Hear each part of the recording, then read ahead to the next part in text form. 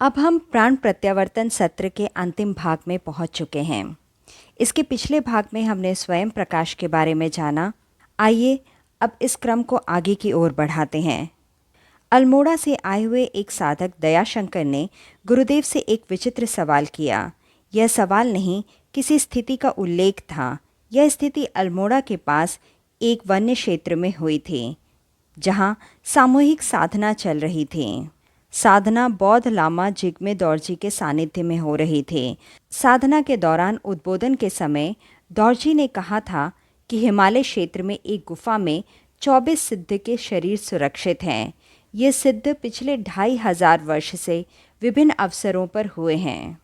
शिष्यों ने अपनी अपनी मार्गदर्शक सत्ता के निर्देश पर उनके शरीर को सुरक्षित रखा है। उन गुरुजनों ने शरीर संभाल कर रखने का कोई उद्देश्य नहीं बताया था। अलग अलग तरह से यही कहा था कि इस शरीर का शरण नहीं होने देना है। गुण विद्या और विधि के अनुसार उन शरीर को सुरक्षित रखा गया था। इसमें लेपों का प्रयोग किया गया था।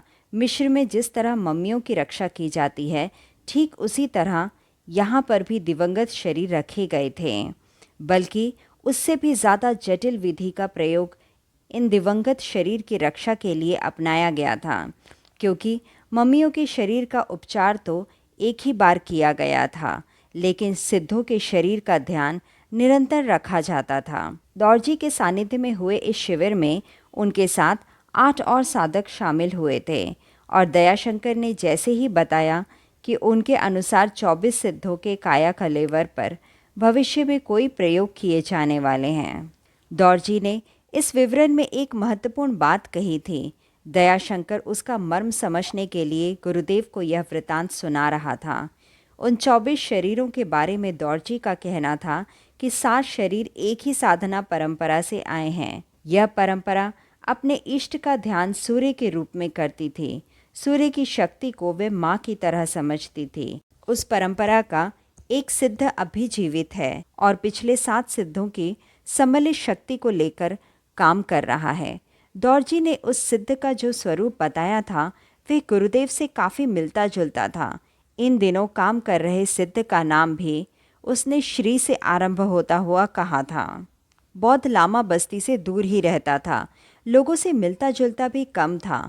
उसका जनसंपर्क लगभग नहीं के बराबर था।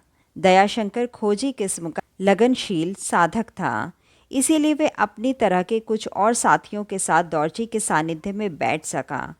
उसने बताया कि दौरजी से इस युग के सक्रिय सिद्ध पुरुषों के बारे में बहुत कुछ पूछा गया, लेकिन वह ज़्यादा कुछ नहीं बोल पाया।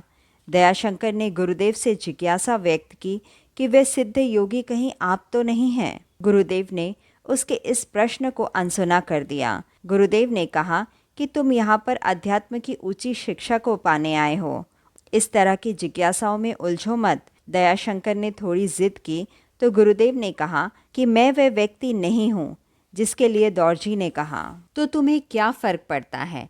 यदि मैं ही वह व्यक्ति हूँ तो भी तुम्हें क्या फ़र्क पड़ेगा? क्या तुम्हारी प्रगति ज़्यादा होने लगेगी? दयाशंकर चुप हो गया। कुछ क्षण बाद वह फिर बोला, दौरजी ने हिमालय की गुफाओं में 24 काय कलेवर बिना प्राण के सुरक्षित रखने की बात कही है।